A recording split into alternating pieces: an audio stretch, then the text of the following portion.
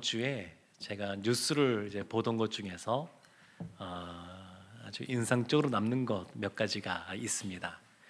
그 중에 하나는 한 국제 인권 감시 단체에서 2024년 유럽 기독교인에 대한 불관용과 차별 보고서에 대한 기사가 나왔는데, 유럽의 35개국에 있는 곳을 대상으로 조사를 했는데 2023년도에 공식적으로 집계된 반기독교 증오 범죄가 2,444건이 기록이 되었습니다.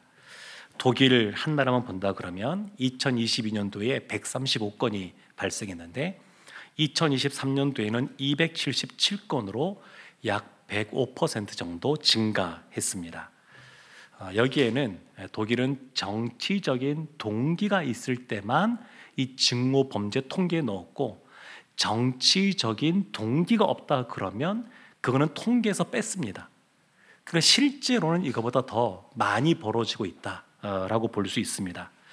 프랑스는 2023년 1월 달에 파리 지역의 인근에 교회 4곳에 화염병을 사용한 방화가 일어나서 교회 4곳이 다 불타버렸습니다. 이 프랑스, 영국, 독일에서 이 증오 범죄가 아주 급속도로 지금 증가하고 있는 추세입니다. 그러다 보니까 유럽 전역에서 일상생활 속에서 차별이 이제 확산되고 있는데, 기독교인으로서 세상을 살아갈 때 본인이 기독교인이라는 것을 드러내기를 사람들이 주저하기 시작을 했고, 그리고 기독교인이라는 것을 드러낼 때 차별이 심해져서 그 말이나 행동에 있어서 자기 검열이 강화되고 있는 그러한 추세라고 그럽니다. 전혀 다른 이야기 같지만 또 하나는 우리 한국 사회에 지난주에, 이번 주죠, 배우 정우성 씨의 혼외자 출산 문제가 있었습니다. 근데 이것에 대한 사람들의 그런 반응들, 의견들을 보게 되면 대체적인 그 의견들, 전부 다는 아니겠습니다만, 의견이 다르겠습니다만, 대체적인 의견은 그래도 이렇게 책임을 지는 모습을 보인다 그러니까 그 정도는 용인해 줘야 되는 것 아닌가? 그러면서 단순히 한 사람의 문제가 아니라 한국 사회 전반에 대한 이 일반적인 전통적인 가정의 형태, 가족의 모습이 아니라 이제 새로운 가정의 형태와 가족을 받아들여야 되는 것이 아닌가, 이런 이야기들이 많이 광범하게 퍼져 있고, 그리스도인이라고 하는 사람들도 이런 것에 굉장히 열려있는 모습이 있습니다. 그러니까 어떤 것을 판단할 때 우리는 기준이 성경에 있어야 되는데, 그 성경의 기준이 아니라 이 사회의, 이 시대의 흐름에 따라서 그것을 받아들이는 것이 아닌가, 이런 것이 대세로 자리가 잡혀가는 것 같습니다. 또 오늘 제가 본 기사인데, 충남대학교 총동아리연합회 그 임원들이 다 신천지랍니다. 그래서 그 기독교 그 동아리에서 뭔가 전도 집회, 연합 전도 집회를 하겠다 하는 것도 다 무산시키고 못하게 하고, 신천지로 의심되는 유령 그러한 동아리에는 지원을 해주고, 이런 일들이 지금 벌어지고 있다, 이런 기사를 보았습니다. 그러니까 이런 기사들을 보면 참 우리가 살고 있는 이 세상이 점점 어두워져 가고 있구나, 이런 생각을 하게 되고, 조금 더 그 내면으로 들어가 보게 되면 사람들이 그 인간의 삶 속에서 하나님을 추방해 버리는 그런 시대이구나, 그런 생각을 하게 됩니다. 그러니까 구약에 보면 이 소돔과 고모라 사건이 벌어졌던 그 시대 상황과 오늘날 보면 점점 그렇게 가는 것이 아닌가 여겨질 만큼, 하나님을 배격하고 하나님을 떠나고 그냥 자기 소견에 옳은 대로 행하는 그러한 모습이 많은 그러한 시대라고 할 수 있습니다. 그런데 이것은 비단 오늘날 우리만 겪는 모습이 아니고, 과거에 우리 믿음의 사람들도 그랬고, 우리 시편 오늘 18편의 시인인 다윗도 그랬습니다.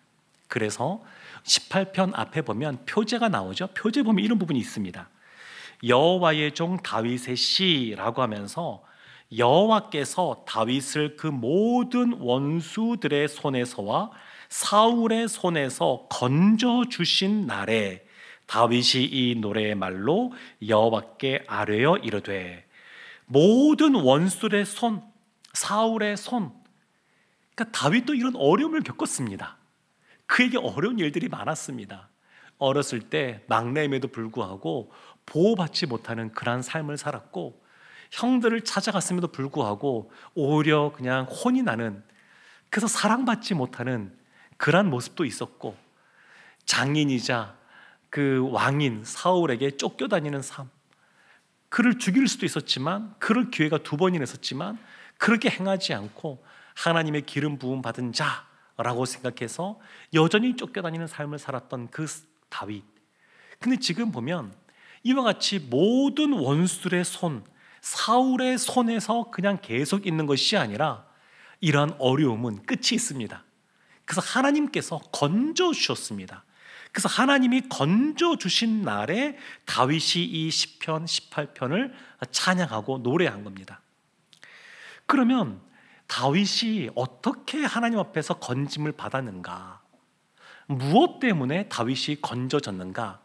오늘 본문이 시작되는 20절 말씀에 보면 이런 말씀이 나옵니다. 여호와께서 내 의를 따라 상 주시며 내 손의 깨끗함을 따라 내게 갚으셨으니, 이렇게 말합니다. 다윗이 고백입니다. 내 의를 따라 하나님이 상을 주셨다. 내 손의 깨끗함을 따라 내게 갚으셨다. 우리는 보통 하나님 앞에, 하나님 제가 죄인입니다. 제가 이번 주에도 지난 주에도 이것 잘못했고 저것 잘못했고 그래서 용서해 주세요, 이런 기도가 주를 이룰 수도 있는데, 다윗은 그렇지가 않습니다. 하나님 앞에 내가 건짐받은 이유에 대해서 말하는데, 내 의를 따라 하나님이 상을 주셨다. 그리고 내 손의 깨끗함을 따라서 하나님께서 갚으셨다. 이렇게 말하고 있습니다. 이것을 조금 더 구체적으로 알 수 있는 내용이 21절부터 24절까지 나오는데, 21절 말씀에 이런 말씀이 있습니다. 이는 내가 여호와의 도를 지키고 악하게 내 하나님을 떠나지 아니하였으며, 내가 여호와의 도, 이게 말씀이죠. 하나님 말씀, 여호와의 도, 여호와의 도 말씀을 내가 지켰다. 그것이 곧 하나님을 떠나지 않은 겁니다. 그리고 22절 보면 그의 모든 규례가 내 앞에 있고 내게서 그의 규례를 버리지 아니하였음이로다. 모든 규례, 말씀이죠. 말씀 앞에 이 다윗이 계속 있는 겁니다. 그리고 그의 율례, 말씀을 버리지 않았습니다. 23절도 그렇습니다. 또한 나는 그의 앞에 완전하며 나의 죄악에서 스스로 자신을 지켰나니, 하나님 앞에, 말씀 앞에 늘 있는 겁니다. 그 말은 하나님을 경외하는 모습으로 있다는 겁니다. 하나님을 경외하는 모습으로. 그러니까 자신의 어떤 생각이나 판단을 따르지 않고 하나님의 말씀을 붙잡고 하나님 앞에 머물러 있는 삶을 살았기에, 그랬기에 이와 같은 하나님의 구원을 경험하게 되었다. 이렇게 지금 말하고 있는 겁니다. 24절에 어떻게 나오죠? 그러므로 여호와께서 내 의를 따라 갚으시되 그의 목전에서 내 손이 깨끗한 만큼 내게 갚으셨도다. 우리는 신앙생활하면서 기도할 때 참 우리의 죄를 자복하고 통회하는 거 필요합니다. 하나님이 거룩하신 분이시기에 예수 그리스도의 십자가의 보혈을 의지하여서 우리의 죄를 정결하게 하라고 기도하는 거 필요합니다. 그런데 우리의 그러한 죄악의 고백이 예수 믿은 지 1년째에도 3년째에도 5년째에도 10년째에도 똑같다 그러면 그것은 뭔가 문제가 좀 있는 겁니다. 우리는 늘 죄악 가운데 살기 때문에 그 죄에 대해서 늘 회개하는 삶만 살아도 생각하지만, 아니요, 그렇지 않습니다. 회개하는 거 필요하지만 또 있어야 되는 것이지만 늘 그렇지가 않습니다. 다윗이 나의 의로 말미암아 내가 구원받았다, 그런 의미가 아닙니다. 하나님의 말씀에 내가 붙들림 바 되고 내가 하나님의 말씀을 지키고자 내가 노력했고 애썼고, 그렇게 본인이 살아온 것을 하나님 당신이 아시지 않습니까? 이렇게 지금 기도하고 있는 겁니다. 그렇게 고백하고 있는 겁니다. 다윗이 하나님 앞에서 완전해서가 아니라 하나님의 말씀대로 살고자 발버둥 치는 삶, 하나님을 더 의지하고자 하는 삶, 때로는 본인의 연약함 속에 넘어지기도 하고 죄를 짓기도 하고 그런 모습이 있었지만, 그때 죄를 지은 걸 알면 회개하고 다시 하나님께 돌아오고 또 하나님께서 기뻐하시는 일 하고자 그것을 뭔가 준비하고 행하는 모습, 이런 모습이 다윗에게 있었습니다. 그러니까 하나님이 다윗의 마음을 아시는 겁니다. 우리의 신앙의 그 구원의 서정을 보게 되면 예수님 믿은 걸로 끝나는 것이 아니라, 그냥 거듭난 걸로 끝난 것이 아니라 그 이후에 성화의 과정을 거쳐가야 됩니다. 예수님 믿고 그렇게 구원받았다라고 하는 것은 믿음 생활의 첫걸음입니다. 첫걸음. 그걸로 끝이 아닙니다. 예수님 믿고 난 다음에 그 다음에 구원받은 자로서 그의 합당한 자로 성장해 가야 됩니다. 꼭 제자반을 해야지만 제자가 되는 것 아닙니다. 제자반 안 해도 주님의 제자로 성장해 갈 수 있습니다. 그리고 제자반 한다고 해서 다 제자가 되는 것도 아닙니다. 늘 그 마음의 중심이 다윗처럼 늘 하나님의 말씀 가운데 내가 서 있기를 원합니다. 그리고 하나님 앞에 우리가 이렇게 기도할 수도 있어야 됩니다. 히스기야가 그랬던 것처럼, 하나님, 지난 나의 삶 알지 않습니까? 지난 수년의 삶, 10년의 삶 주님께서 알지 않습니까? 내가 이렇게 살아온 것 주님께서 아시니 나에게 은혜를 베풀어 주십시오. 그렇게 기도할 수도 있어야 됩니다. 그러니까 처음 신앙생활 할 때는 하나님께서 우리 가운데 있는 죄악들을 떠올려 주실 때가 참 많습니다. 그러면 그거 놓고 회개하고 기도하고 돌이키면 됩니다. 그러나 3년이 지나고 5년이 지나고 10년이 지났는데도 여전히 그 상태에 머물렀다 그러면 하나님이 기뻐하시는 모습이 아닙니다. 신앙생활은 그게 다가 아닙니다. 신앙은 늘 살아있는 우리가 영적인 존재라 그러면 성장해 가는 것이 당연한 겁니다. 하나님을 더 깊이 이해하고 더 하나님을 또 사랑하고 주님 옆에 머무는 그런 모습들이 필요합니다. 이 시인은 27절에 보면 그래서 이렇게 고백합니다. 주께서 곤고한 백성은 구원하시고 교만한 눈은 낮추시리이다. 곤고한 백성, 겸손한 자 말하는 거죠. 교만하지 않은 이 사람이 누구냐? 말씀 앞에 서는 사람입니다. 말씀 앞에. 다윗처럼 이렇게 고백하고자 한다 그러면, 다윗처럼 이와 같은 구원, 건져내심을 경험하고자 한다 그러면 하나님 앞에, 말씀 앞에 서고자 하는 모습이 있어야 됩니다. 그리고 28절에 보면 이 어두운 세상 가운데 또 특별히 영혼이 아주 어두운 그 상황 가운데 어떻게 해야 되는지를 우리에게 알려주는 말씀이 나오는데, 우리 28절 말씀 함께 합독하겠습니다. 주께서 나의 등불을 켜시며 여호와 내 하나님이 내 흑암을 밝히시리이다. 아멘. 주께서 나의 등불을 켜시며, 다윗도 어두울 때가 있다는 겁니다. 여호와 내 하나님이 내 흑암을 밝히시리이다. 이것이 세상 가운데 맞닥뜨리는 그러한 어려움만 말하는 것이 아니라 그의 영혼도 어두워질 때가 있습니다. 우리가 신앙이 늘 이렇게 그 수직 상승하면 좋겠는데 그렇지가 않고 보통은 오르락내락합니다. 오르락내락합니다. 올라갈 때가 있고 좀 떨어질 때가 있고, 그렇지만 전체적으로 보면 상승해 가겠지만 왔다 갔다 할 때가 있습니다. 근데 마음이 좀 낙심이 찾아오고 또 하나님과 좀 멀어져 있고 세상의 것들이 더 눈에 들어오고 그러한 시기가 있습니다. 영혼이 어두워질 때가 있습니다.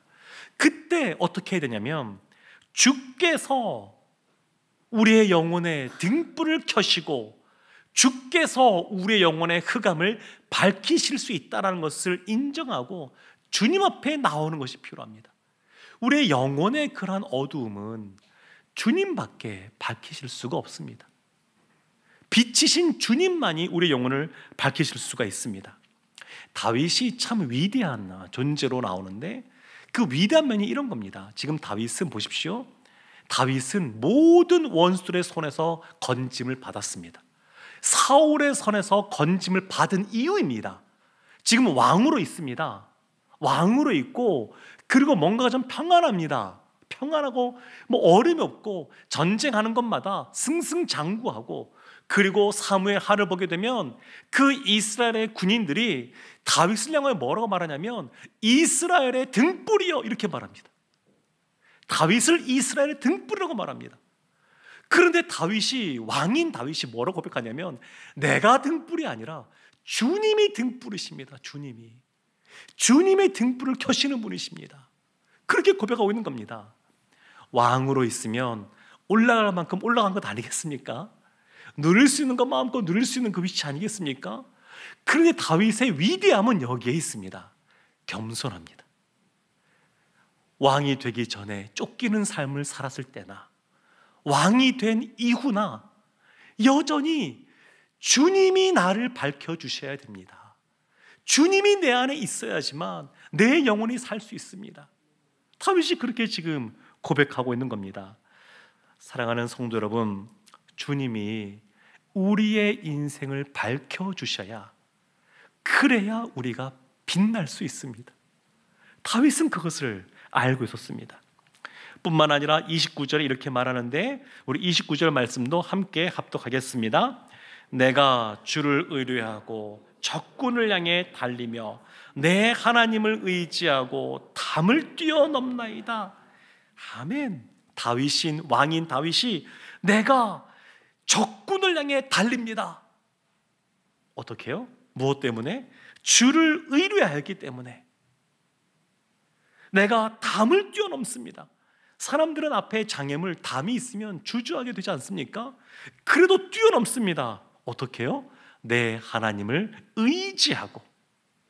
다윗은 주를 의뢰하고 하나님을 의지하여서 물러서지 않고 돌파해 갔습니다.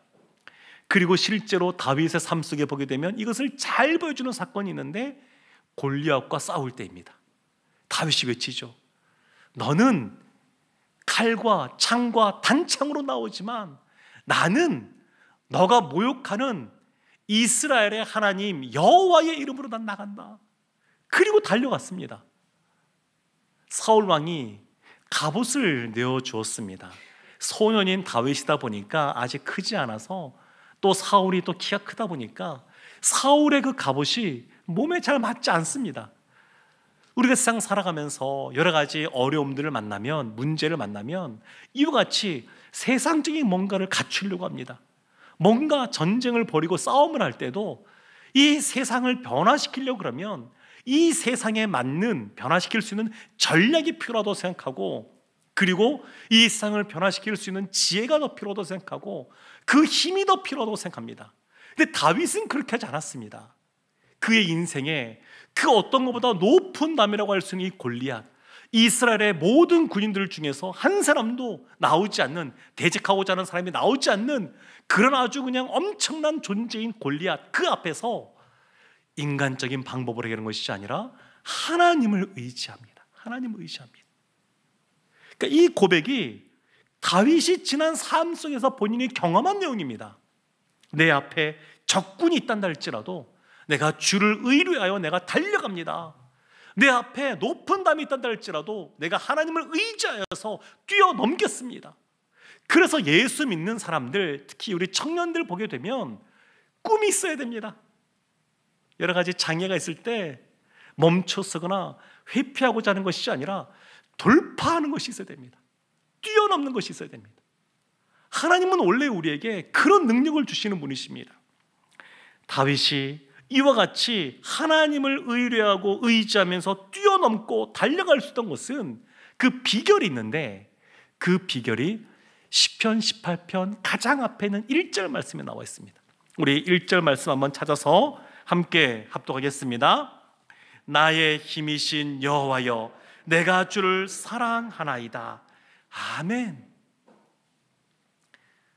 다윗이 고백합니다. 나의 힘이십니다. 하나님, 당신은 나의 힘이십니다. 그래서 어떻게 하나요? 내가 주를 사랑하나이다. 사실은 주님을 깊이 사랑하기 때문에 거기에서 오는 하나님의 힘을 덧입습니다. 그냥 하나님의 말씀을 지키는데, 순종하는데, 그것을 말씀이 주어진 거니까 당위적으로 해야 되는 거니까 합니다. 이것이 아니라 주님을 믿고 따라가는데 머리에 머문 것이 아니라, 그 다윗은 하나님의 말씀이 이 가슴으로, 심장으로 내려온 겁니다. 마음으로 내려온 겁니다. 그 주님을 사랑하기 때문에 말씀을 지키는 겁니다. 주님을 더 깊이 사랑하기 때문에 말씀 앞에 늘 서 있는 겁니다. 그러다 보니까 하나님께서 두려움과 불안함을 떠나가게 하시고 그 마음에 평안이 있게 하시는 겁니다. 평안이. 살면서 여러 가지 육체의 질병 가운데 노년이 되면 놓여지기도 합니다. 우리 총신대학교 총장님이 이제 바뀌시긴 했는데 작년에. 근데 그 전에 총장님이 누구셨냐면 시각장애인인 교수님이셨습니다. 그분 그 스토리를 좀 들어보면 15살에 시력이 이제 완전히 안 보이게 됐습니다. 그리고 그 어려운 시간들을 보내는데 그분의 고백이 그겁니다. 그 전에 내가 참 이렇게 앞이 안 보이게, 갑자기 안 보이게 되면서 너무 어려운 시간들을 많이 보냈는데 그때 본인이 깨닫게 된 것이 있는데 눈물에 대해서 깨닫게 되었다고 그분이 책을 쓴 게 있는데 거기 보면 나옵니다. 그러니까 눈물이 난다고 하는 것은 견딜 만한 상황이다. 그분은 그렇게 얘기합니다. 눈 울 수 있다고 하는 것은 상황이 좋은 거다. 진짜 사람이 낙담하고 절망감에 떨어지게 되면 눈물도 나오지 않는다. 눈물이 안 난다, 눈물이. 그래서 눈물을 하나님 앞에 기도하면서 눈물을 흘리는 사람은 소망이 있는 사람이다. 그분이 그렇게 말을 합니다. 그리고 세월이 지나서 돌이켜보니까 내가 그 전에 내가 눈을 실명하게 되어서 그 전에 보지 못하던 것을 보게 되었구나. 그러면서 감사하는 모습을 이렇게 고백을 하는 것을 보았습니다. 아주 멋진 총장님이시죠. 사랑하는 성도 여러분, 세상에서는 눈에 보이는 것에 집중하라고 말합니다. 그런데 이 세상이 어둡고 힘들고 우리의 삶 가운데 난관이 있어도 성경은 다윗이 행한 것이 있는데 그것 통해서 알려준 것은 뭐냐면 주님을 사랑하기에 주님의 말씀을 지키고 나아가면 주님께서 우리의 힘이 되어주시고 능히 장애물을 뛰어넘을 수 있다라고 말씀하고 있습니다. 바라기는 이제 연말이 되어 가고 있는데 이 연말에 또 내년의 새해를 또 계획하고 올해를 또 돌이켜보면서 우리 가운데 이와 같은 마음들이 있기를 원합니다. 다윗이 그랬던 것처럼 우리도 나의 힘이신 여호와여 내가 주를 사랑하나이다 고백하고 이 삶 가운데 또 나의 영혼 가운데 어두움이 있단다 할지라도 주님께서 등불을 켜시사 흑암을 밝혀달라고 기도하기를 원합니다. 더불어서 그 하나님이 우리의 힘이심을 늘 경험하면서 담대하게 승리의 삶을 살아가는 우리 모두가 되기를 주님의 이름으로 축원합니다. 아멘. 우리 시간 함께 찬양하고 우리 시간 기도하겠습니다.